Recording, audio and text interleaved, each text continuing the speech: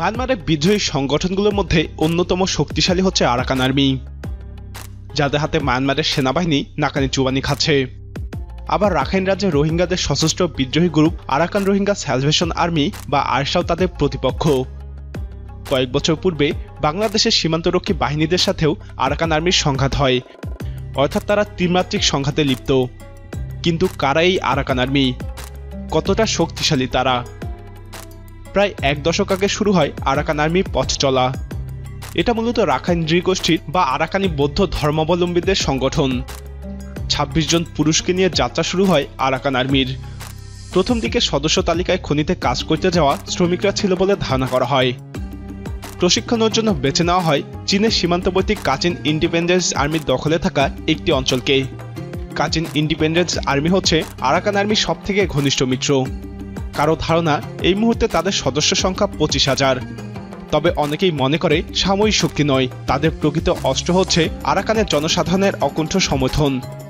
সে কারণে বিশ্লেষকরা মনে করছে এই সংগঠনের সাথে শক্তির লড়াইয়ে মিয়ানমার সেনাবাহিনীকে এত ভুগতে হয়।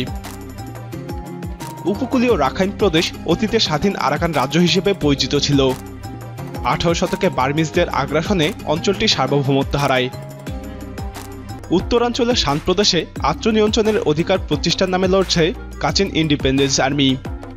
উত্তরাঞ্চলীয় জোটে তাদের পাশাপাশি আরাকান আর্মিও রয়েছে।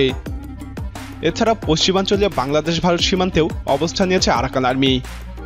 স্বাধীনতা দিবসে হামলার মধ্য দিয়ে রাখাইনে নিজেদের সক্রিয়তা জানান দিয়েছে তারা। তেলসহ অন্যান্য প্রাকৃতিক সম্পদে ভরপুর রাখাইন। বেল্ট অ্যান্ড রোড প্রকল্পের সম্ভাব্য গুরুত্বপূর্ণ বিনিয়োগ অঞ্চল হওয়ায় চীনেরও নজর রয়েছে এই প্রদেশে।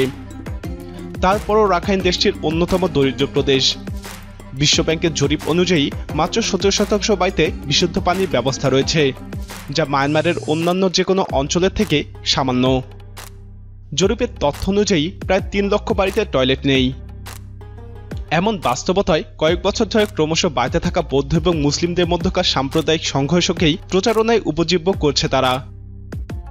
মায়ানমার সরকারের অর্থনৈতিক এবং ঐতিহাসিক অবিচারের শিকার হওয়া রাখাইন এবং এর ভিন্ন ভিন্ন জাতিগোষ্ঠীকে তারা পেয়েছে এক উর্বর ভূমি হিসেবে। আরাকানিদের বেশিরভাগই থেরবাদী বৌদ্ধ। এটাই মায়ানমারের মূল ধর্ম। উপকূলীয় রাখাইন প্রদেশে অতীতে স্বাধীন আরাকান রাজ্য ছিল।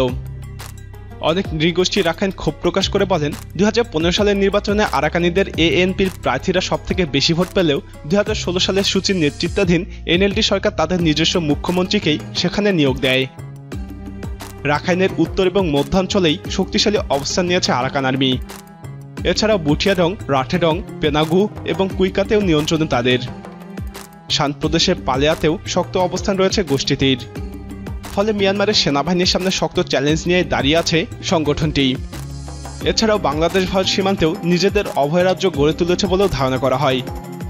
২০১৫ সালে বাংলাদেশের সীমান্তরক্ষী বাহিনীর সাথেও ছোটখাটো সংঘাতে লিপ্ত হয় তারা।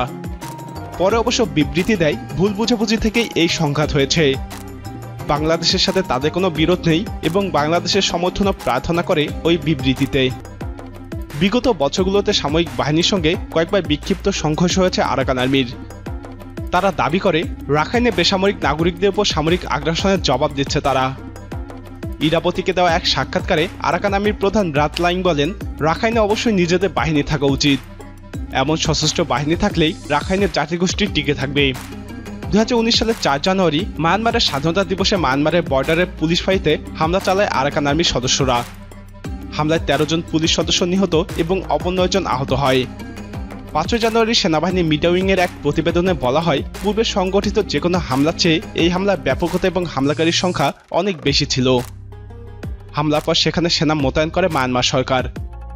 স্থল, আকাশ এবং নদীপথে সামরিক উপস্থিতি বাড়ানো হয়। এশিয়ান টাইমসের এক প্রতিবেদনে বলা হয়, সামরিক হেলিকপ্টারও ব্যবহার করছে মায়ানমার।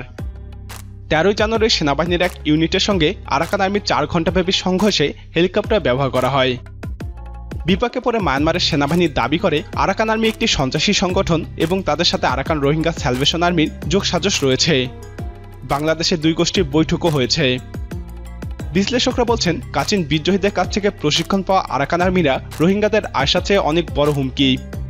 নিরাপত্তা বিশ্লেষক অ্যান্টনি ডেভিস বলেন, আরাকান আর্মির সেনারা উন্নত সামরিক প্রশিক্ষণ পেয়েছে এবং তাদের হাতে অনেক আধুনিক অস্ত্র রয়েছে। তিনি বলেন, আমরা দেখেছি 2015 সাল থেকে আরাকান আর্মি কিভাবে ছোট একটি গোষ্ঠী থেকে ধাপে ধাপে রাখাইনের রাজনৈতিক এবং সামরিক বিস্তার ঘটিয়েছে। এখন সেটা এক অন্য উচ্চতায় নিয়ে গেছে তারা। সামরিক প্লাটুন এমনকি কখনো কখনো কোম্পানির মতো শক্তিশালী হয়ে প্রদেশের উত্তরাঞ্চলীয় প্রায় সবগুলো শহরেই প্রভাব বিস্তার করছে গোষ্ঠীটি। এটা একেবারেই অভিনব ঘটনা। 2020 সাল থেকে রাখাইনের রাষ্ট্রবিরোধী অভ্যুত্থান সফল করতে সেখানে প্রচারণাও শুরু করেছে আরাকান আর্মি। অনলাইনে প্রচারণামূলক ভিডিও প্রকাশ করেছে। সাবলীলভাবে তৈরি করা ভিডিওগুলিতে দেখা যায় তরুণ বিদ্রোহীরা রোড মার্চ করছে, আধুনিক অস্ত্রশস্ত্র নিয়ে প্রশিক্ষণ নিচ্ছে। প্রায় দলটির নেতা তোয়ানরাত লাইনকে গুরুত্ব দিয়ে এবং নায়ক হিসেবে তুলে ধরা হয়। তখন তার পরনে থাকে সামরিক পোশাক আর চোখে থাকে মোটা সানগ্লাস। প্রিয় দর্শক, রাখাইন রাজ্যে রোহিঙ্গাদের সংকটের পাশাপাশি আরাকান আর্মির বিদ্রোহ ওই অঞ্চলের ভবিষ্যৎ কোন দিকে নিয়ে যাচ্ছে? আপনার মতামত কমেন্টে জানান। ভিডিওটি ভালো লাগলে লাইক বাটনে ক্লিক করুন। এরকম আরও ভিডিও দেখতে আমাদের চ্যানেলটি সাবস্ক্রাইব করে আমাদের সাথেই থাকুন।